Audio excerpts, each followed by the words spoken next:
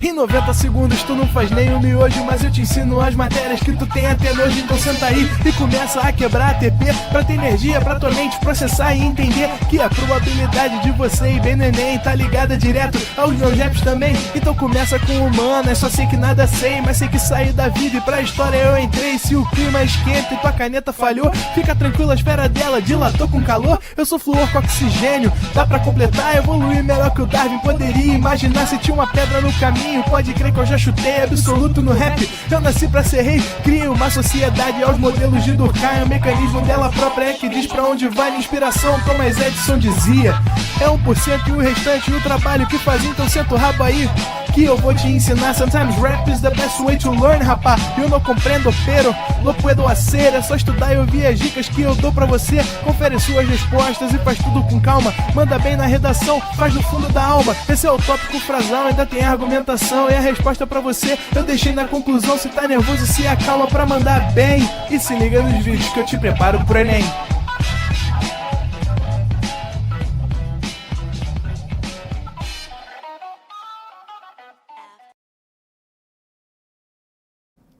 Estamos ao vivo, estamos online, Leandrinho? É isso aí, meu diretor. Todos me vendo aí, né? Todos me ouvindo. Muito boa noite, galera. Sejam bem-vindos e bem-vindas a mais uma aula de geografia. Uma aula sobre Rússia e sobre leste europeu. Uma aula na qual, é claro, a gente vai falar sobre o conflito que envolve a Rússia e a Ucrânia. Se você não me conhece, eu me chamo Leandro Almeida. Muito boa noite para quem está aí no chat se manifestando. A Miriam, o Thiago, a Manu, a Luana. E sim, Luana, eu serei um dos padrinhos de casamento do Otto amanhã.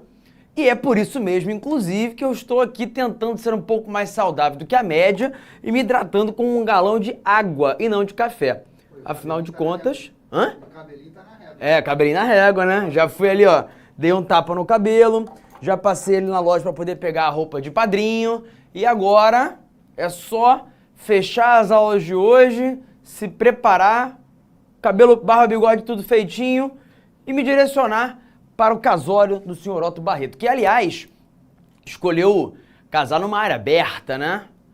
Num local sem qualquer proteção contra a chuva. Entretanto, ele marcou o casamento para julho. Julho é realmente um dos 2 meses menos chuvosos aqui no Rio de Janeiro. Tem que ser muito azarado para dar o azar de, no fim de semana do teu casamento marcado há tanto tempo, calhar de ser um final de semana com chuva. E veja só o que temos aqui no final de semana do Rio de Janeiro. Uma belíssima frente fria que chegou trazendo temperaturas mais baixas, um pouco de umidade, o que faz com que nós tenhamos amanhã, durante o casamento do senhor Otto Barreto, uma enorme probabilidade de chuva. Então, acho que o Otto... Pouco vento, né? Acho que o Otto vai ter que clamar para os deuses da história, os senhores do tempo, para as entidades as quais ele conclama em toda a aula, e para o senhor Jeremias, para que, quem sabe, eles o ajudem a ter uma cerimônia mais tranquila, com menos vento, com menos chuva, e que tudo corra em paz.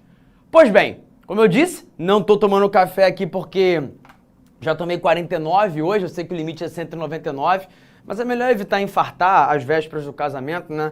Não por conta da minha saúde, mas para poder não criar um problema pro Otto amanhã, né, coitado? Convidou com tanta antecedência, vamos embora então de água e falar de Rússia e leste europeu. Seguinte, você sabe que a Rússia é o maior país do mundo e é um país euroasiático, porque tem uma parte de seu território na Europa. Aliás, a Rússia é o maior dos países da Europa, o segundo maior é a Ucrânia, que está aqui do lado, mas a maior parte do território russo fica dentro do continente asiático. Aliás, essa enorme extensão territorial faz com que nós tenhamos aqui uma grande diversidade de climas, de vegetação, de população e de territórios, o que é um assunto para daqui a pouquinho.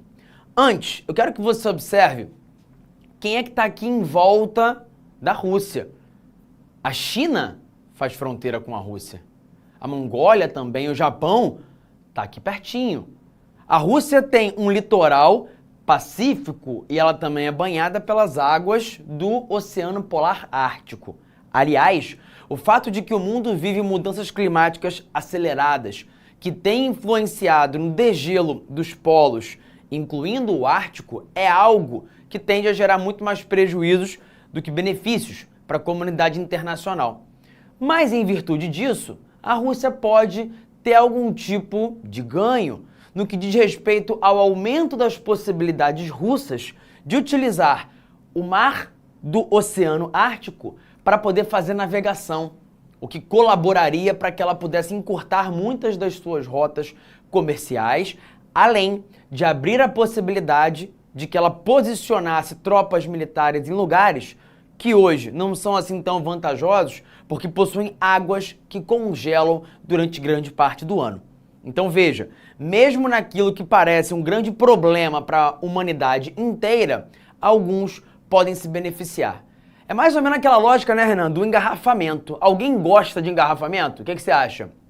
Gosta. O cara que vende biscoito Globo ali, ó. O cara que vende água, o cara que vende pão de queijo. No caminho entre a minha casa e aqui o ProEnem, eu passei por um engarrafamento tenebroso. Tava todo mundo irritado. Menos as pessoas que estavam ali vendendo seus produtos, os camelôs. E aí, em geral, quando é momento de engarrafamento, sexta-noite, esse horário quase sempre, o trânsito tá parado. E calha, por uma sorte divina, de não estar engarrafado, você vê a tristeza no olhar daquela galera que tá ali, ó, parada com a mercadoria para vender, mas só vai vender se o trânsito ficar engarrafado. Então e fica aí essa metáfora, essa analogia de que mesmo quando tudo parece ruim, para alguém pode estar bom. Olha aqui, além da China, além do Japão, nos arredores da Rússia, a gente tem um monte de países que fizeram parte da chamada antiga União Soviética, como esses países que aqui estão, cujo nome termina com um tão. Cazaquistão, Turcomenistão, Quirguistão, Uzbequistão. O Afeganistão, não.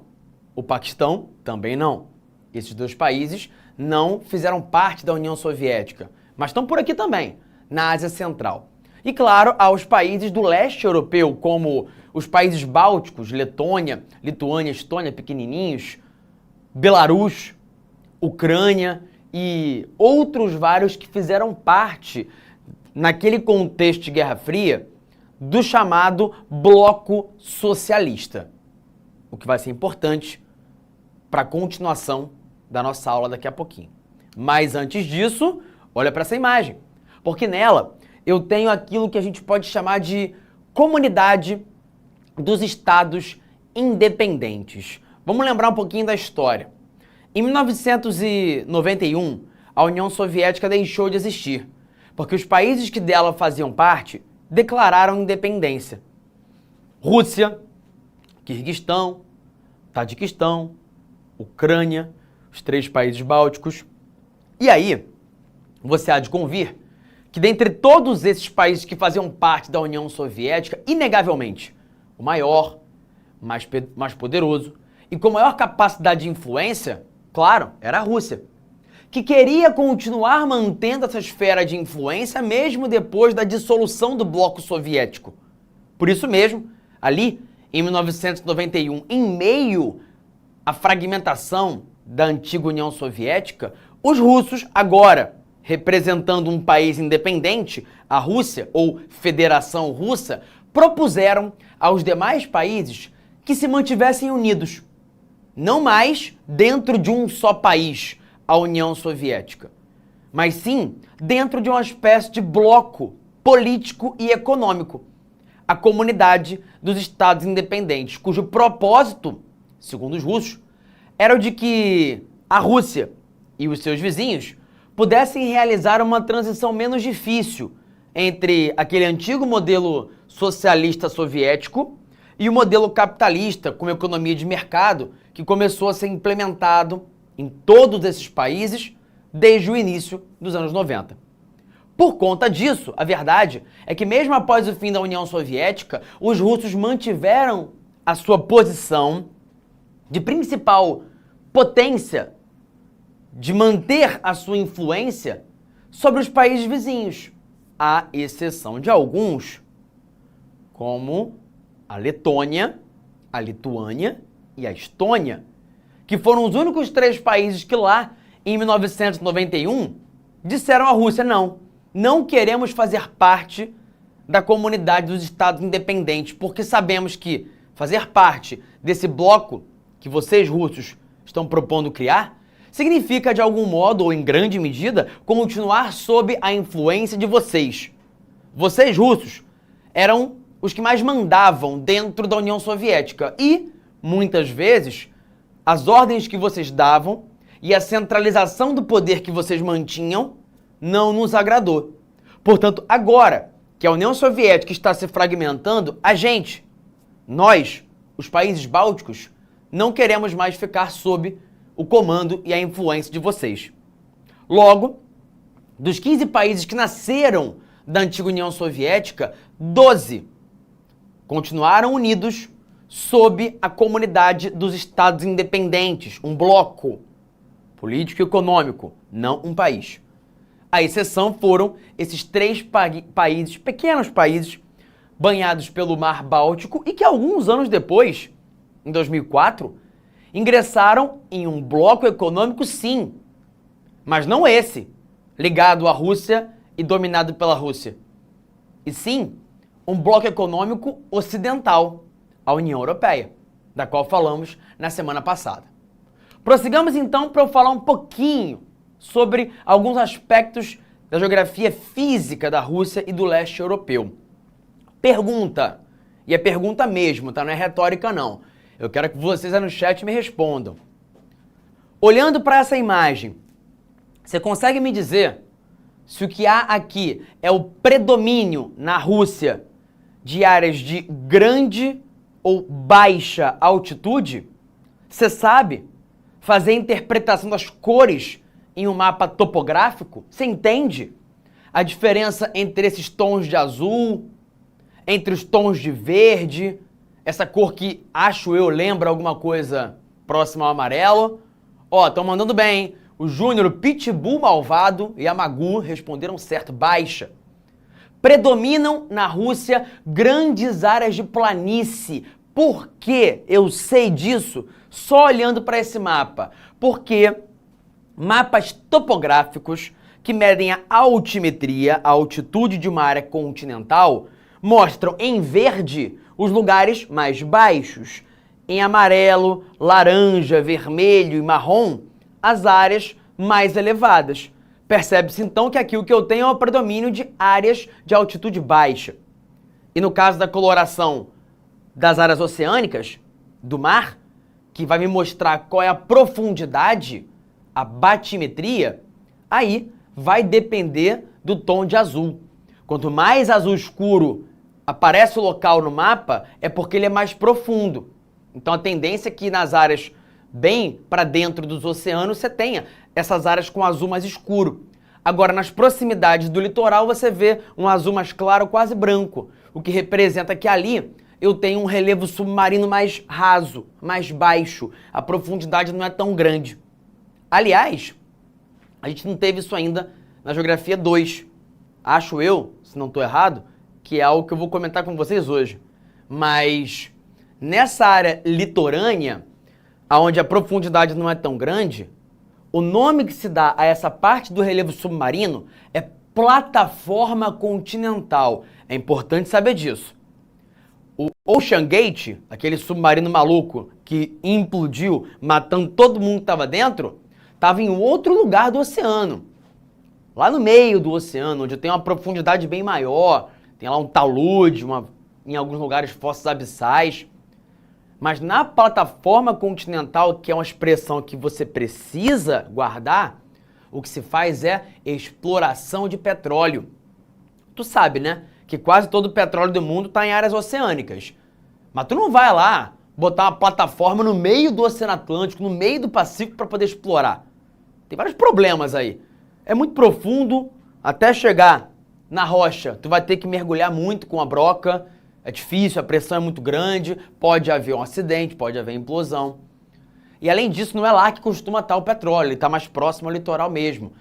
O Brasil tem grande parte dessa exploração de petróleo no litoral do Rio de Janeiro, na plataforma continental brasileira. É lá, nessa plataforma continental brasileira, no litoral, que eu furo e encontro petróleo assim que eu furo a rocha, mas é lá que a gente está furando cada vez mais fundo para poder pegar rochas mais profundas, que são as do chamado pré-sal, que é onde está a maior parte do petróleo brasileiro e um petróleo de melhor qualidade.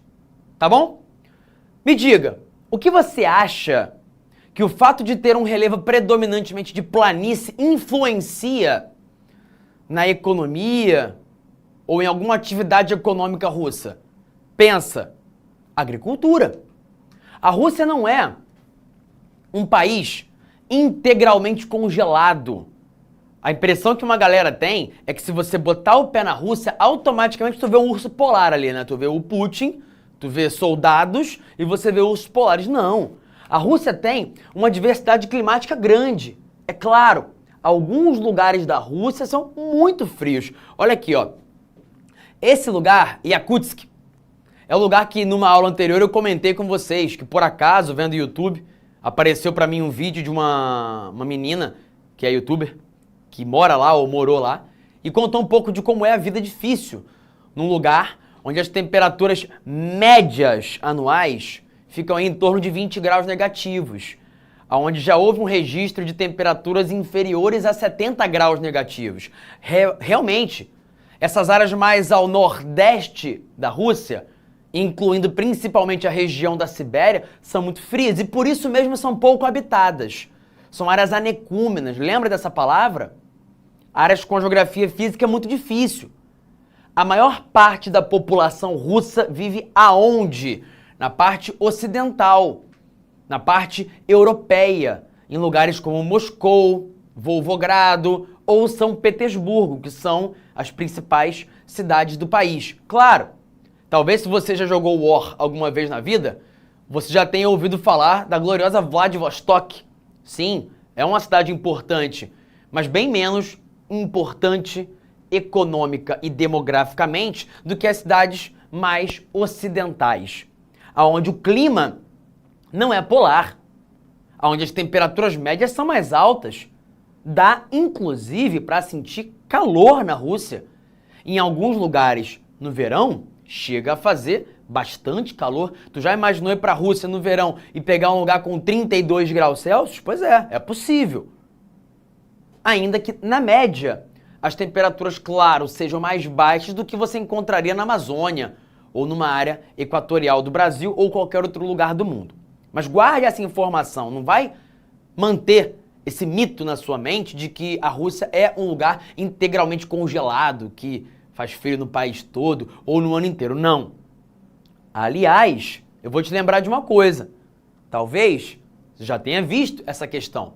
Uma questão do Enem, que mostrava um climograma, um mapa mundi, como algumas cidades, dentre elas Barcelona e Moscou, e que te pedia para identificar de qual das cidades apresentadas era o climograma mostrado.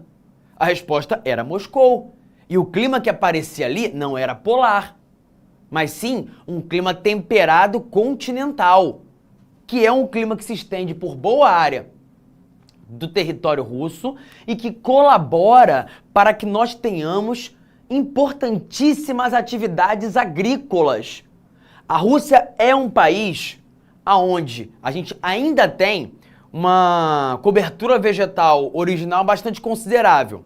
Parte já foi removida, mas há uma cobertura vegetal bastante famosa, importante, que é a da floresta de taiga, também chamada de floresta boreal.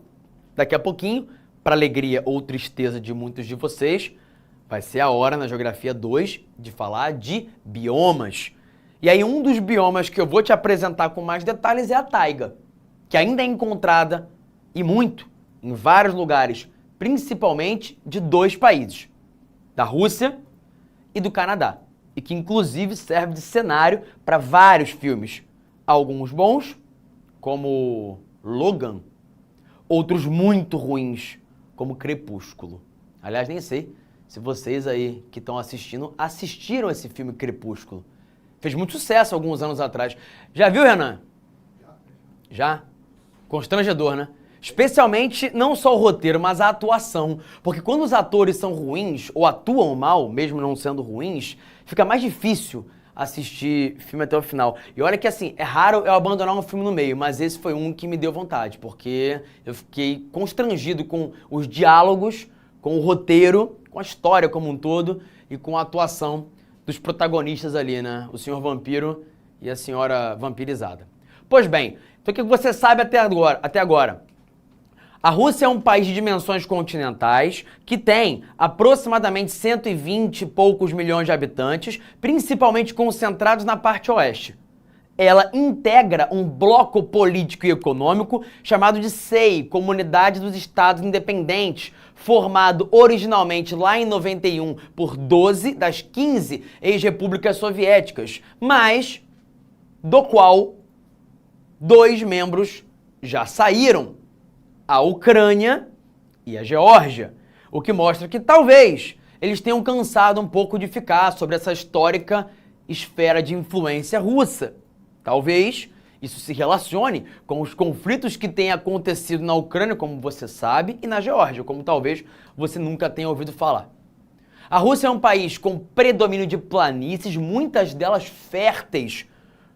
Muitas das áreas da Rússia e da Ucrânia são áreas com um tipo de solo que é classificado muitas vezes como o mais fértil do mundo, o Chernozem, ou Chernossolo, o que explica que a Rússia seja uma grande produtora de grãos, com destaque para o trigo.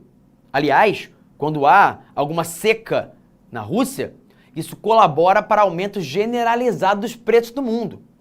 Há alguns países que se destacam nessa produção de grãos que são essenciais para a alimentação mundial, de cereais. É o caso da Austrália, da Argentina, dos Estados Unidos e da Rússia. São 4 dos principais produtores de grãos do mundo. O Brasil também é um grande produtor, especialmente de soja, está aumentando a produção de milho. Agora, o trigo é algo que é fundamental para a produção de diversos alimentos. É uma matéria-prima essencial. E esses países são produtores. A Rússia é um deles. A Ucrânia é outro. Então, qualquer coisa que aconteça lá e que afete a produção, afeta o preço da comida no mundo inteiro. Uma guerra envolvendo a Rússia e a Ucrânia, você há de convir, também colabora para afetar o preço desse tipo de alimento e da comida no mundo todo. Você sabe também que além de ser uma grande produtora agropecuária, a Rússia é um país com uma grande diversidade de climas. E você há de convir também que vai haver aqui uma grande variedade de fusos horários, não é? Diz pra mim, escreve no chat. Quero ver vocês atuando aí, quero ver quem vai ser o primeiro ou a primeira a escrever. O que explica que a Rússia tenha uma variedade tão grande de fusos horários? É a sua extensão latitudinal ou a sua extensão longitudinal? Essa é a pergunta que eu quero que vocês respondam. A Ana Costa disse que não viu trigo na Argentina. Então, eu não sei em qual parte do país você foi, mas a Argentina é uma grande produtora de trigo, inclusive é o país que mais vende trigo pra gente. O Brasil tá aumentando. Boa, o Pitbull malvado já chegou rosnando ali, né? Dizendo corretamente a resposta, extensão longitudinal. Nossa, Tupinambá também respondeu. Parabéns, galera. Verdade. A extensão longitudinal de um país, quanto maior é, mais faz com que o Sol incida de forma diferente pelo território. Então, muito extensa de leste a oeste, a Rússia é um país que tem, por conta disso, muitos fusos horários. Tá bom? Latitudinal não. A extensão latitudinal, no caso, vai influenciar na variedade de climas. Sim, a Rússia tem uma razoavelmente grande extensão latitudinal de norte a sul. Mas veja, a maior extensão russa está entre o leste e o oeste. É diferente do caso brasileiro. O Brasil tem um território bem curioso, porque se você mede do extremo leste ao extremo oeste do Brasil, para ver a variação longitudinal, do extremo sul ao extremo norte, para ver a variação latitudinal, dá quase do mesmo. Então, o Brasil é um país equidistante. As distâncias de leste a oeste e de norte a sul se equivalem. Na Rússia, a distância entre leste e oeste é muito maior. Rússia, que, como eu disse, é muito mais habitada no oeste, muito mais populosa, onde estão as principais cidades e, claro, onde está o núcleo principal da economia. Aliás, a antiga União Soviética tinha duas áreas economicamente mais importantes. Uma delas, o oeste russo. A outra área, o território ucraniano, que foi transformado durante os tempos da União Soviética em uma grande área da indústria bélica, da indústria armamentista. Veja só, boa parte das armas soviéticas eram feitas na Ucrânia. Uma parte razoável das armas nucleares soviéticas eram guardadas na Ucrânia, que por algum tempo teve armas nucleares, das quais abriu mão no final do século XX, no começo dos anos 90, sob a promessa russa de que a soberania territorial ucraniana seria mantida, de que jamais haveria uma tentativa russa de, quem sabe, invadir o território ucraniano ou retomar aquele território para si, e de que os ucranianos podiam contar com os russos, suas armas e suas tropas para protegerem o território ucraniano. Essa é a história. Promessa, se faz muitas, né? A OTAN fez uma no começo do século XX, no começo dos anos 90 também, dizendo aos russos que jamais expandiria a sua área de influência para países da fronteira com os russos. A OTAN e a Rússia apertaram as mãos e a promessa não foi cumprida. Então o mundo está cheio de gente que promete e não cumpre. Os russos não cumpriram a promessa dos ucranianos, que abriram mão de suas armas nucleares depois de uma cuspida na mão e um aperto ali com o governo russo. A OTAN e o Ocidente não cumpriram o combinado com os russos, quando disseram que não iriam avançar com sua expansão até a fronteira com a Rússia. No fim das contas, o mundo é dos mentirosos. E o Putin, não querendo fazer qualquer associação entre ele e a mentira, é o presidente que é amado por muitos russos, não à toa venceu tantas eleições, não à toa se mantém no poder há tanto tempo, e dentre as razões que explicam isso, está o fato de que foi ele, e foi durante o seu governo, que a economia russa começou a se recuperar da tragédia que viveu durante os anos 90. O fim da União Soviética foi dramático para todo mundo que estava dentro desse país. De uma hora para outra, eles tiveram que transitar de um modelo econômico fechado, planificado, controlado pelo Estado, onde, por exemplo, todo mundo tinha emprego, onde vivia-se com pouco, mas todo mundo tinha mais ou menos o mínimo garantido, onde não havia a opção de comprar muitos bens de consumo, mas todo mundo tinha, ao menos, comida, casa, saúde e educação, e transitaram de um modelo desse para um modelo capitalista, onde alguns prosperaram muito. Alguns russos viraram bilionários, magnatas. Alguns outros prosperaram e passaram a fazer parte de uma classe média alta. Mas muitos padeceram do desemprego, da piora das condições econômicas, do aumento do custo de vida, de uma hiperinflação que, aliás, diminuiu a expectativa de vida na Rússia, que, aliás, aumentou o índice de suicídios, a taxa de pessoas alcoólatras e de uma série de outras doenças. O cara tá lá, do nada, se vendo sem emprego, sem ter como comprar comida, sem ter como alimentar a família. O que ele faz? Cai dentro da vodka. Não é à toa que a expectativa de vida dos homens na Rússia é bem mais baixa que a do Brasil. Não chega a 70 anos de idade. E isso é incomum para um país cuja posição geopolítica já foi a que a Rússia teve no passado. Logo, depois de uma duríssima década de 90, a verdade é que Putin, ao assumir a presidência, não só conseguiu recuperar a economia russa, reindustrializar o país, mas também recuperou o orgulho dos russos. Enquanto soviéticos, os habitantes desse país tinham orgulho de fazerem parte da nação que era, junto com os Estados Unidos, a mais poderosa do mundo.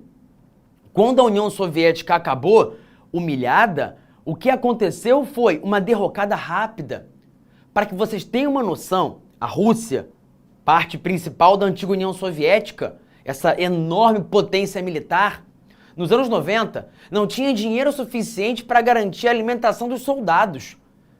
Não tinha dinheiro para pagar o soldo dos militares, que conviviam com atrasos constantes, armas velhas, falta de munição. Tem noção do que eu estou te falando? Anos 90, na Rússia, faltando munição para o soldado. Tinha um submarino nuclear deles, o Kursk, que afundou. E eles não conseguiram resgatar as pessoas que estavam dentro. Aí sabe quem ofereceu ajuda? Os Estados Unidos. E aí o mundo ficou sabendo que os russos não conseguiam mais sequer cuidar do próprio exército. Imagina como ficou a sensação e o sentimento dos russos vendo o país em que eles nasceram na mais profunda decadência durante os anos 90. E aí quando Vladimir Putin, um ex-agente da KGB, chega ao poder, consegue reindustrializar o país, ao mesmo tempo reaparelha o exército e volta a colocar a Rússia como protagonista no leste europeu, dando aos russos de novo a posição de potência regional, eu olho para esse cara e o idolatro. Não me interessa muito que ele persiga os LGBTs. Não me interessa muito que ele não seja lá um cara dos mais democráticos, ao menos nos moldes ocidentais. O que eu vejo é um cara nacionalista, patriota, que reergueu o meu país e me colocou de volta na condição de membro, de habitante de uma potência regional. Isso explica muito do porquê o Putin quase sempre ganha qualquer eleição que coloca. Quase sempre consegue passar qualquer referendo. Não há muitas denúncias de fraude lá não, como acontece em outros lugares do mundo. Ele realmente tem uma grande popularidade, que quem vive no Ocidente não consegue entender muito bem. Até porque a gente aqui não tem muito acesso a notícias diretamente da Rússia, tudo que a gente vê é enviesado por uma narrativa ocidental. Então parece que não faz sentido, né? Como pode que esse povo mantenha esse cara no poder? Esse genocida? Esse maluco? E aí tem a lógica russa de todo um cenário de reconstrução dos anos 90. Pois bem, fato é que, durante a sua gestão longeva, Putin teve que lidar com vários movimentos separatistas. Sabe por quê? Porque quando a União Soviética se fragmentou lá em 91, fato é que dela nasceram 15 países. Mas os que estão aqui, que você vê aqui nessa imagem, só que poderiam ter nascido muito mais países. Porque os cazaques, os uzbeques, os turcomenos, os ucranianos, os bielorrussos, todos conseguiram a sua independência e construir um território para chamar de seu, um Estado-nação, um país. Mas muitos outros povos não conseguiram. E isso explica a enorme fragmentação territorial daquilo que eu chamo de federação russa. O Brasil é uma federação, você sabe disso? Uma república federativa. Tem um governo federal que manda, mas tem governos estaduais que têm um alto grau de autonomia. Na Rússia, isso também acontece. Em alguns casos, essas repúblicas têm ainda mais autonomia do que os estados aqui do Brasil. São Paulo, Rio de Janeiro, Minas Gerais, Paraíba, Paraná, Rio Grande do Sul, Ceará, são estados aqui no Brasil. Unidades da federação. Possuem um governo próprio, possuem autonomia. Na Rússia, os estados que dela fazem parte possuem, de modo geral, ainda mais autonomia. Em alguns casos, são repúblicas autônomas. E por quê? Aí eu preciso entender o mosaico étnico dentro do território russo. A maioria é cristã, não cristã católica ou cristã protestante. Cristã ortodoxa é uma outra vertente que aqui no Brasil é pouco comum. Para além dos cristãos, a gente tem um percentual pequeno de muçulmanos, especialmente mais ao sudeste, e outras representações religiosas.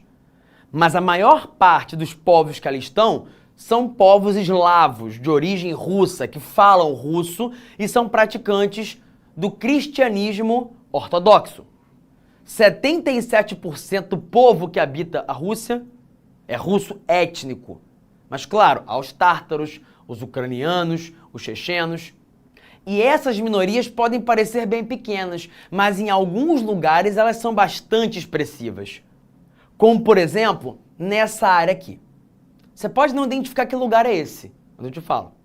Esse lugar aqui corresponde à região do Cáucaso. O Cáucaso, vou voltar à imagem, fica na parte oeste e sul, então no sudoeste da Rússia. É uma região montanhosa e você sabe que a geografia física influencia na distribuição demográfica. Por ser uma área montanhosa, isso colaborou para que os povos que ali habitavam não tivessem assim tanto contato uns com os outros. E aí desenvolveram línguas, hábitos culturais e religiões diferentes. Formaram nações diferentes. Tanto é que aqui a gente tem a Abcásia, a Chechênia e outros vários lugares que são exemplos de regiões separatistas. Lá em 1991, quando a União Soviética se fragmentou, a Geórgia virou um país independente, a Ucrânia também. Os chechenos pensaram, opa, vamos embora nessa também. Vamos formar o nosso país, nosso Estado-nação, o país dos chechenos, a Chechênia. A Abcásia pensou o mesmo, vamos embora formar um país só pra gente. Só que qual o problema? Ninguém gosta de perder território. Então, o movimento separatista dos chechenos foi profundamente reprimido pelos russos. E vou te contar uma coisa, tá? Depois você procura com mais detalhes sobre essa guerra na Chechênia, no comecinho dos anos 90. Porque no primeiro momento, todo mundo dizia, cara, vai ser a Rússia contra a Chechênia. Os russos vão baixar a porrada nessa galera. Não. Os russos perderam. A Rússia era tão constrangedora em termos de força militar no comecinho dos anos 90 que o exército russo conseguiu perder para algumas dezenas de milhares de chechenos muito menos armados, mas que conheciam bem o território montanhoso, se escondiam em áreas que os outros russos étnicos não sabiam. E o resultado é, o exército russo voltou com o rabo entre as pernas, derrotado na Primeira Guerra da Chechênia, que declarou independência unilateral. Sabe quem é que, na prática, reanexou esse território? Um cara chamado Vladimir Putin. E aí você pensa, o quanto isso deixou orgulhosos os russos que não queriam ver um pedaço do seu território se separando. Portanto, essa é uma área muito conflituosa. Até hoje a porrada come. Você não escuta muito falar, mas a porrada come o tempo todo, em lugares como a Ossétia do Sul, que fica na Geórgia, ou a Abcásia, ou a Chechênia, ou o Daguestão. Aliás, a Geórgia tem uma relação bem ruim com a Rússia hoje, tá? Sabe por quê? Porque a Ossétia do Sul, que tem maioria de russos étnicos, tentou declarar a independência para ser anexada à Rússia. O governo da Geórgia não aceitou, baixou a porrada nos ossetas. E aí a galera da Ossétia do Norte, que fica na Rússia, pediu ajuda ao governo russo. Qual é? Vamos ajudar os outros ossetas. A Rússia, beleza. Mandou tropas para lá para ajudar os ossetas do Sul, na Geórgia, a conseguirem a independência. Hoje, essa é uma região que pertence oficialmente ainda à Geórgia, mas na prática funciona como espaço independente. E aí você há de convir que a galera da Geórgia não gostou muito, né? Dessa interferência russa sobre o seu território. A mesma coisa acontece aqui, ó, na porradaria histórica entre o Azerbaijão, os azeres, e os armenos da Armênia. Sabe por quê? Porque tem um território aqui, ó, chamado de Nagorno-Karabakh, que fica no Azerbaijão, mas tem maioria de armenos. E aí eles, os armenos, disseram, nós não somos azeres, somos armenos, queremos a independência, e a declararam. O Azerbaijão não aceita e enfia a porrada neles. A Armênia fica no meio do caminho, entre tentar ajudar ou não fazer nada, porque ela sabe que tem menos força militar do que o Azerbaijão. E aí a porrada come aqui na fronteira, envolvendo a disputa por um território, o que tem a ver com a questão étnica e religiosa. Portanto, guarda essa informação. Ah, eu tenho que saber onde fica o Nagorno-Karabakh. a Abkhazia, do Daguestão, a Chechênia, a Ossétia do Sul e do Norte? Não. Mas é importante que você saiba que o sudoeste da Rússia e da antiga União Soviética, o que inclui outros países como a Geórgia, a Armênia e o Azerbaijão, é um lugar de grande tensão geopolítica, onde a porrada come o tempo todo. Tem guerra civil lá e você nem escuta falar. E essa é uma das duas áreas mais conflituosas dessa antiga União Soviética. A outra, essa sim, você já ouviu falar, né? É a Ucrânia.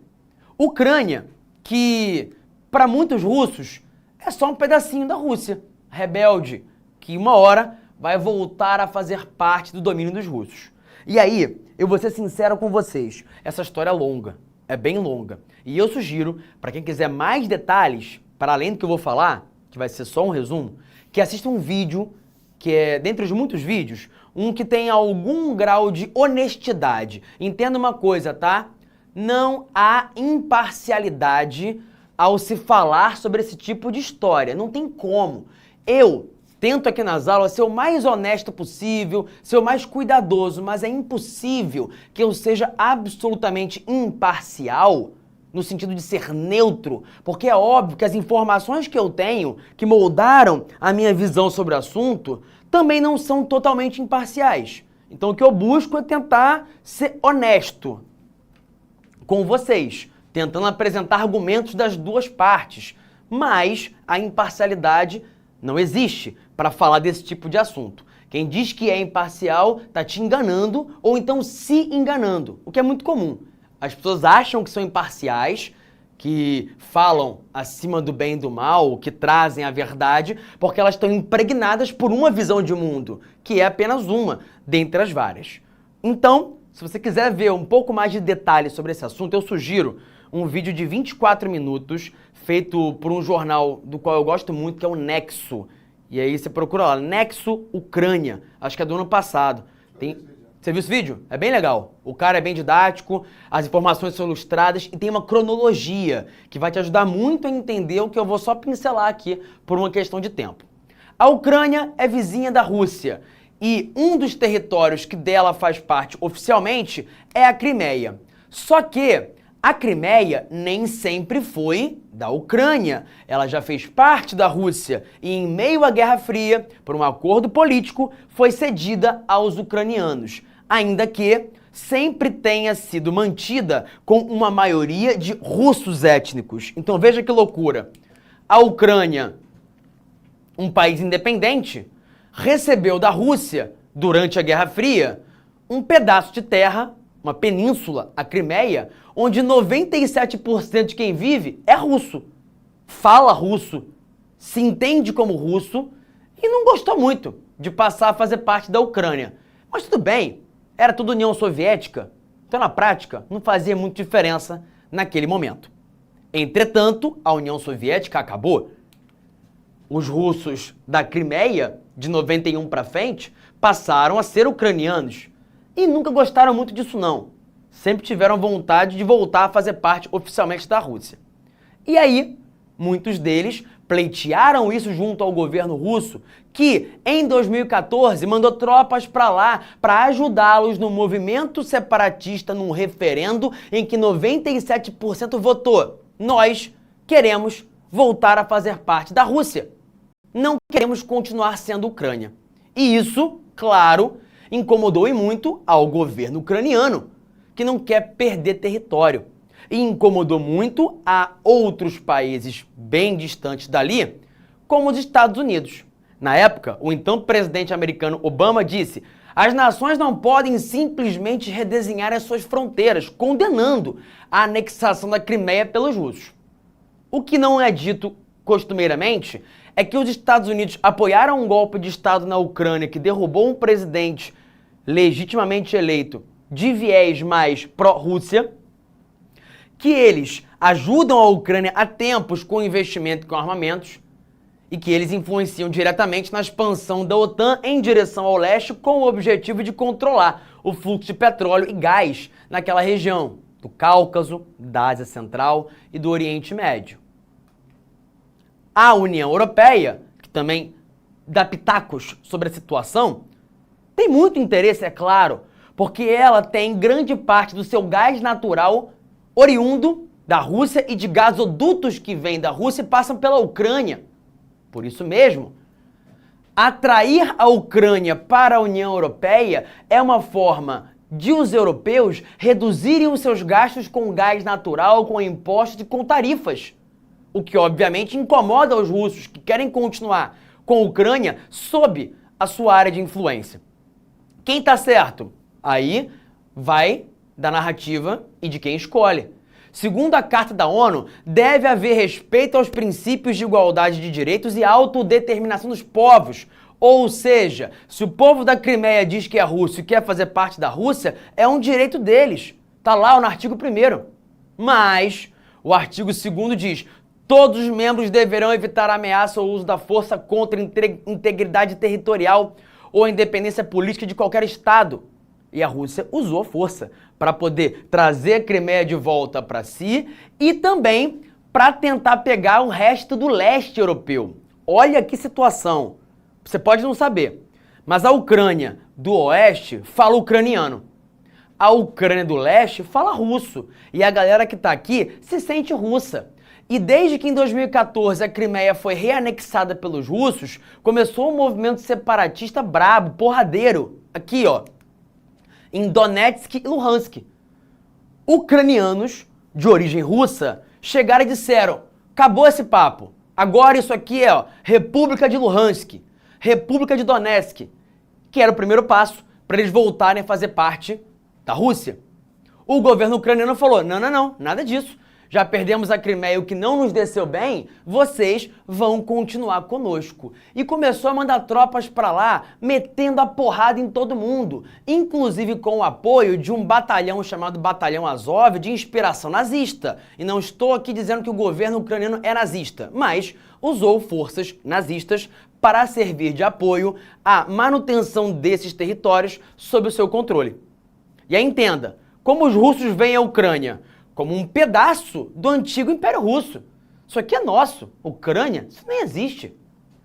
A Ucrânia é um território que tem que voltar a fazer parte da grande Rússia.